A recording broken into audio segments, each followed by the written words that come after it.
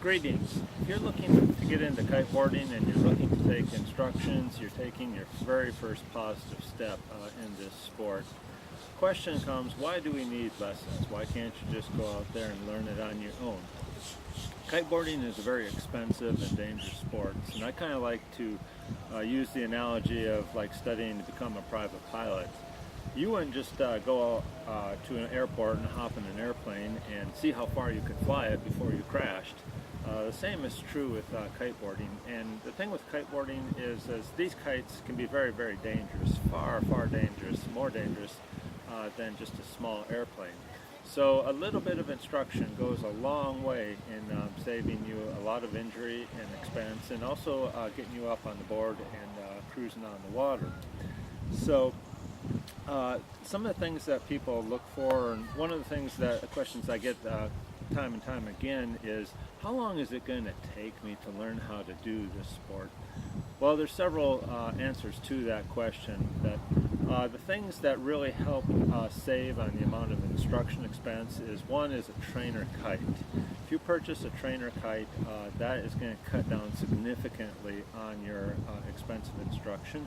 Another thing that seems to help a lot too is if you do any kind of board sports, whether it be skateboarding, whether it be surfing, whether it be snowboarding, wakeboarding, and so on. If you do any of those, that too seems to cut down a lot on the training expense. And then the third thing is to have the instructional video.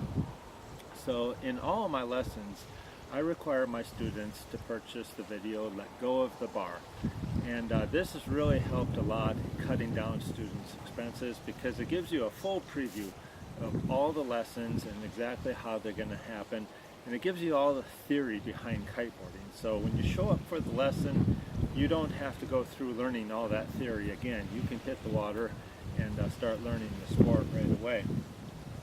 Another question I get a lot is, I use a jet ski in the instruction? No, I do not use a jet ski because I feel a jet ski gives you a very false illusion of the sport. A lot of students, when they're first getting into the sport, they measure success by the distance that they travel, how much they get up on the board and how far that they travel. And I found over the years is that this is not a very good measurement of success, that it's much better for the student to learn how to complete what I call cycles. And what a cycle is you start in one spot, you power up that kite, you go on the board a little bit, you get pulled a little bit downwind, and then you walk or get that kite back to the place that you started. The more of those cycles that you complete, the sooner you're going to become a kiteboarder. With a jet ski, sometimes people find that annoying to have that traveling behind them. You've got the sound of it, and when you are first learning to do kiteboarding, it's a very, very busy thing. So you don't want to have to worry about someone running you over from behind with a jet ski while you're learning to do this. So it just seems to work better, and that process of walking that kite back to the place that you started, it's a very natural way to kind of reset the mind, to kind of evaluate what you just tried to do, and think about how you're going to do that next cycle a little bit different. So another thing that people look for in the instruction is the certifications. So we have IKO and the PASA certifications. They're the most common certifications. I do not use those certifications. And the reason I do not use them is that those certifications are performance metric based. So it's basically saying that your instructor is very technically oriented to know how to do the technical details of kiteboarding. What I found is far more important is that you be safe. So I use a system from the video, Let Go of the Bar, called Safety Plus.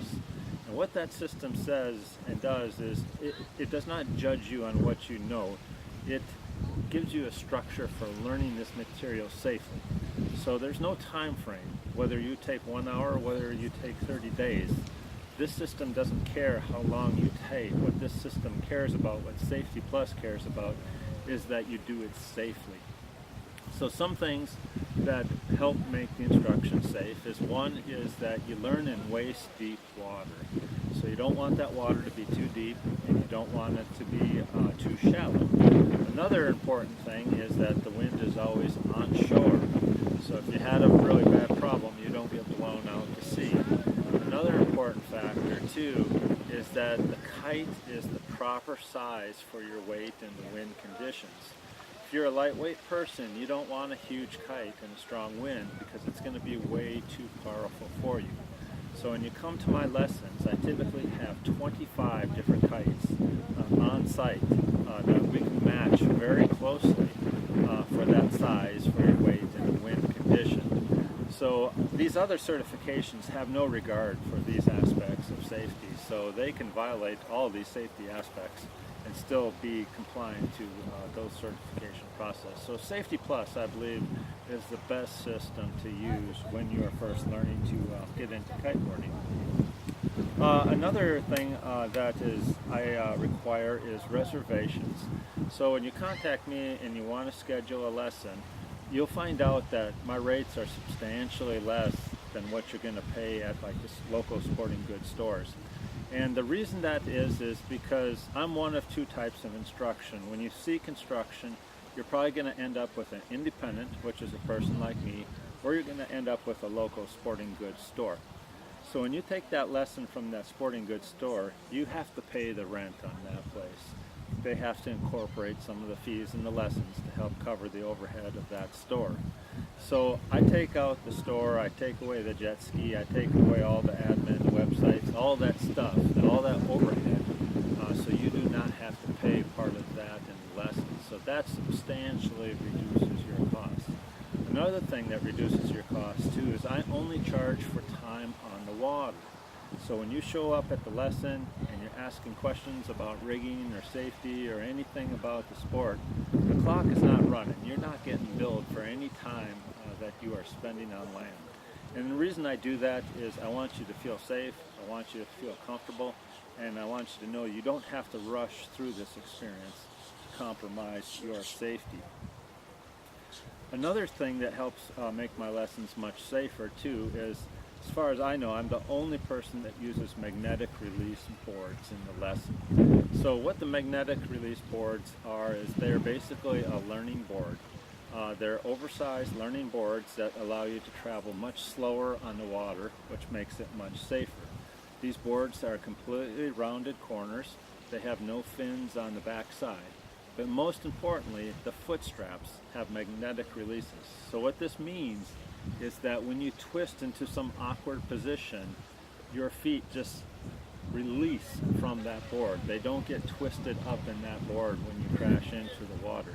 So this has saved countless injuries for people that have been taking lessons from me over the years. These boards, safety boards, they also go upwind very well too. So this saves you a lot of trouble in having to walk back upwind. I teach students to go upwind right away. A lot of instructors teach people to go downwind, but I believe that's a bad system because if you're learning to go downwind, two things happen. One is your speed goes very high. If that speed goes high, that means you're going downwind, but that means your accidents become much, much more severe. So when you're first learning, we want everything to happen slow, and we want things to be happening upwind. If we're going upwind, then that saves you a lot of travel time to complete these cycles.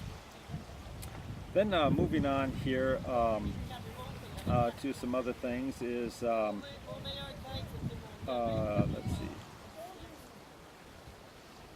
What happens in a lesson? So when you show up on site, what I'll do is I'll ask you a few questions about your previous experiences, kind of get a feel for how comfortable you are with the material. We'll rig you up with a kite that's appropriate for your experience and the wind conditions and your weight. We'll get you out in the water and we're going to go through a checklist. We're going to be checking all the things that were on the video, and you only have to demonstrate to me one time that you know how to do these things. If you know how to do it, we move on. So in the lessons, I don't teach you anything that you already know. We just move on to the material. We focus on the things that you don't know. So as soon as you check off on flying the kite, then we start moving into what we call the board work. So that is the first thing, is that we got to be successful at flying that kite. If you can't get the kite up in the air, if you can't do a water relaunch, if you're not stable, if you can't fly it with one hand, if you can't walk backwards with the kite, if if you can't do any of these things with the kite, then you're not going to be a kiteboarder.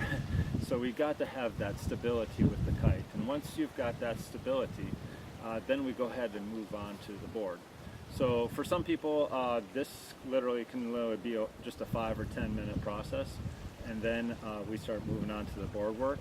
Some people are going to need a couple hours of training, so it's different for every person that's out there. A lot of times we start off with a smaller kite wind combination for you, so you don't have excessive pull on you. Once we see that you're comfortable with the kite and you're ready to do board work, we'll resize that kite. We're going to go up a little bit bigger so it's an appropriate size for you.